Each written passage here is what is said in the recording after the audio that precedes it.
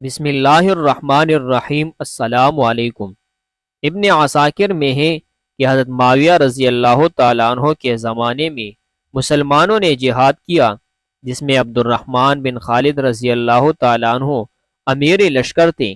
مسلمانوں میں سے ایک شخص نے مال غنیمت میں سے 100 رومی دینار چرا لیے۔ جب لشکر وہاں سے لوٹ کر واپس آ گیا تو اسے سخت ندامت ہوئی۔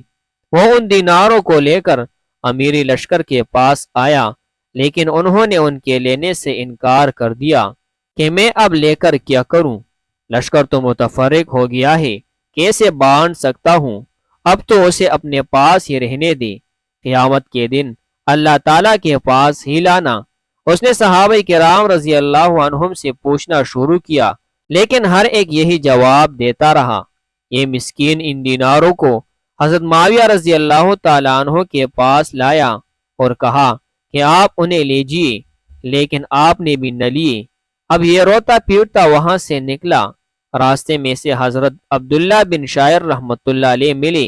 یہ بہت بڑے فقیر تھے۔ انہوں نے پوچھا کیوں رو رہے ہو؟ اس شخص نے اپنا تمام واقعہ بیان کیا۔ آپ نے فرمایا جو میں کہوں گا وہ کرو گے؟ اس نے کہا یقیناً۔ آپ نے فرمایا جا کر 20 دینار حضرت معاویہ رضی اللہ تعالیٰ عنہ کو دے آؤ، اور باقی کے 80 دینار اللہ کی راہ میں اس پورے لشکر کی طرف سے خیرات کر دو۔ اللہ تعالیٰ ان سب کے نام اور مکان جانتا ہے، اور وہ اپنے بندوں کی توبہ قبول کرتا ہے۔ اس شخص نے یہی کیا۔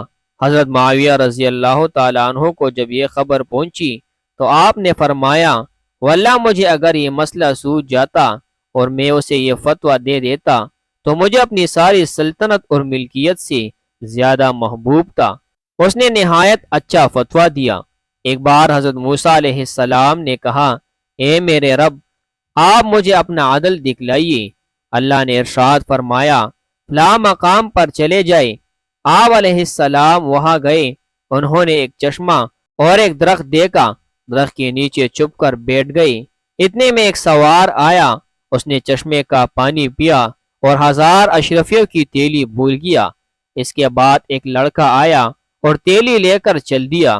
پھر ایک اندھا آیا، اس نے چشمے سے وضو کیا۔ اتنے میں سوار کو اپنی تیلی یاد آئی تو واپس آیا، اور اندھے سے اس نے تیلی کے بارے میں پوچھا۔ وہ بولا مجھے تو نہیں ملی۔ اس نے اس اندھے کو اتنا مارا کہ وہ مر گیا۔